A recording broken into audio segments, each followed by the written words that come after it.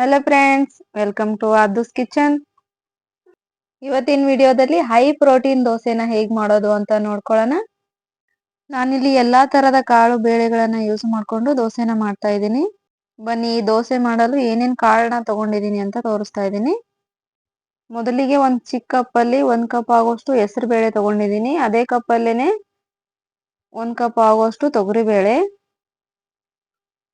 ಉದ್ದಿನ ಬೇಳೆ, ಸಾಬುದಾನ ಬೇಡ ಅಂದ್ರೆ ಸ್ಕಿಪ್ ಮಾಡ್ಕೊಳ್ಳಿ.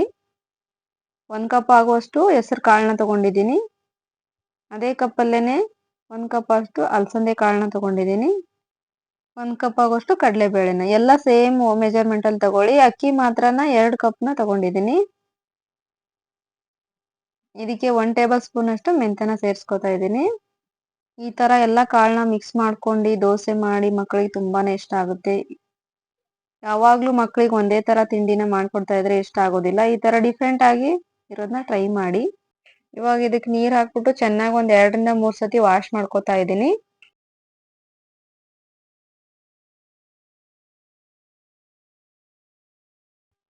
ವಾಶ್ ಮಾಡಿದ್ದಾಗಿದೆ. ಇದಕ್ಕೆ ಇನ್ನೊಂದ್ ಸ್ವಲ್ಪ ನೀರ್ನ ಆಡ್ ಮಾಡಿ ನೆನೆಯೋದಕ್ಕೆ ಇಡೋಣ. ನಾನಿಲ್ಲಿ ಬೆಳಿಗ್ಗೆನೆ ನೆನೆಯೋದಕ್ಕೆ ಹಾಕ್ತಾ ಇದ್ದೀನಿ. ನೀವು ಬೆಳಿಗ್ಗೆ ಬ್ರೇಕ್ಫಾಸ್ಟಿಗೆ ಮಾಡೋದಾದ್ರೆ ರಾತ್ರಿನೇ ನೆನೆ ಹಾಕೊಂಡ್ಬಿಡಿ, ಚೆನ್ನಾಗಿರುತ್ತೆ. ನೋಡಿ, ಎಲ್ಲಾ ಕಾಳುಗಳು ತುಂಬಾ ಚೆನ್ನಾಗಿ ಎಲ್ಲ ನೆಂದಿದೆ. ಇವಾಗ ಇದನ್ನ ಮಿಕ್ಸಿ ಜಾರಿಗೆ ಹಾಕೊಂಡು ರುಬ್ಕೊಳ್ಳೋಣ. ಇದಕ್ಕೆ ನಾನು ಸ್ವಲ್ಪ ಹಸಿಮೆಣಸಿನ್ಕಾಯಿ, ಸ್ವಲ್ಪ ಕೊತ್ತಂಬರಿ ಸೊಪ್ಪು, ಆಮೇಲೆ ಸ್ವಲ್ಪ ಜೀರಿಗೆ, ಸ್ವಲ್ಪ ಹಸಿ ಶುಂಠಿ ಎಲ್ಲವನ್ನ ಹಾಕಿ ರುಬ್ಕೋತಾ ಇದ್ದೀನಿ. ನೀವು ಮಾಮೂಲಿ ದೋಸೆ ಮಾಡೋದಕ್ಕೆ ಯಾವ ತರ ರುಬ್ತೀರೋ ಅದೇ ತರನೇ ರುಬ್ಕೊಳ್ಳಿ. ಇದು ಒಂದೇ ಸಲಕ್ಕೆ ಆಗ್ಲಿಲ್ಲ, 2-3 ಸತಿನ ರುಬ್ಕೊಂಡ್ಬಿಟ್ಟು ನಾನು ಅದಕ್ಕೆ ಸೇರಿಸ್ಕೊತಾ ಇದ್ದೀನಿ. ಇವಾಗ ಇದನ್ನ ಚೆನ್ನಾಗಿ ಮಿಕ್ಸ್ ಮಾಡ್ಕೊಳ್ಳೋಣ. ಮಿಕ್ಸ್ ಮಾಡಿದಾದ್ಮೇಲೆ ಇದಕ್ಕೆ ರುಚಿಗೆ ತಕ್ಕಷ್ಟು ಉಪ್ಪನ್ನ ಸೇರಿಸ್ಕೊತಾ ಇದ್ದೀನಿ. ಉಪ್ಪನ್ನ ಹಾಕೊಂಡ್ಬಿಟ್ಟು ಚೆನ್ನಾಗಿ ಒಂದ್ಸತಿ ಮಿಕ್ಸ್ ಮಾಡ್ಕೊಳ್ಳಿ. ಇದನ್ನ ರುಬ್ಬಿದ ತಕ್ಷಣನೂ ಮಾಡ್ಕೋಬಹುದು, ಓವರ್ ನೈಟ್ ಇಟ್ಟು ಕೂಡ ಮಾಡ್ಕೋಬಹುದು. ನಾನಿಲ್ಲಿ ರಾತ್ರಿನೇ ರುಬ್ಬಿಟ್ಬಿಟ್ಟು ಇಟ್ಟಿದ್ದೆ. ಬನ್ನಿ ಇವಾಗ ದೋಸೆ ಮಾಡ್ತಾ ಇದ್ದೀನಿ. ಮೊದಲಿಗೆ ಸ್ಟವ್ ಹಚ್ಬಿಟ್ಟು ದೋಸೆ ತವಾನ ಬಿಸಿ ಮಾಡಕ್ಕೆ ಇಡೋಣ. ದೋಸೆ ತವ ಬಿಸಿ ಆಗಿದೆ. ಇದಕ್ಕೆ ಸ್ವಲ್ಪ ನೀರನ್ನ ಹಾಕ್ಬಿಟ್ಟು ನೀಟಾಗಿ ಒರೆಸ್ಕೊಳ್ಳಿ.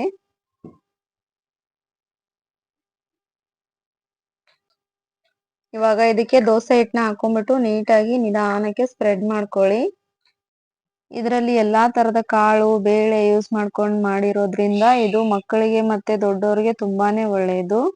ಇದರಲ್ಲಿ ಜಾಸ್ತಿ ಪ್ರೋಟೀನ್ ಇರುತ್ತೆ, ಅದಕ್ಕೆ ಇದನ್ನ ಹೈ ಪ್ರೋಟೀನ್ ದೋಸೆ ಅಂತಾನೆ ಕರೀತಾರೆ. ನೀವು 2 ಸೈಡ್ ಬೇಕಾದ್ರೂ ಬೇಯಿಸ್ಕೊಳ್ಳಿ. ನಾನಿಲ್ಲಿ ತೆಳ್ಳಗ್ ಮಾಡ್ಕೊಂಡಿರೋದ್ರಿಂದ ಒಂದ್ ಸೈಡೇನೆ ಬೇಯಿಸ್ಕೊಂಡಿದ್ದೀನಿ, ಚೆನ್ನಾಗಿ ಬೆಂದಿದೆ. ಅದೇ ತರ ಇನ್ನೊಂದು ದೋಸೆ ಹಾಕಿ ತೋರಿಸ್ತಾ ಇದ್ದೀನಿ, ನೋಡ್ಕೊಳ್ಳಿ.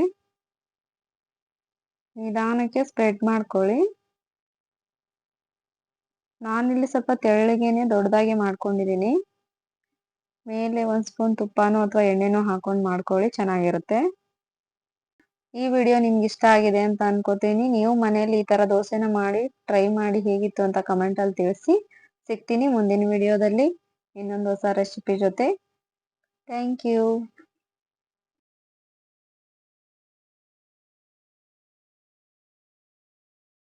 ಈ ವಿಡಿಯೋ ನಿಮಗೆ ಇಷ್ಟ ಆಗಿದ್ರೆ ಲೈಕ್ ಮಾಡಿ, ಶೇರ್ ಮಾಡಿ, ಸಬ್ಸ್ಕ್ರೈಬ್ ಮಾಡಿ, ಮತ್ತೆ ಬೆಲ್ ಹೊಡೆಯೋದನ್ನ ಮರಿಬೇಡಿ.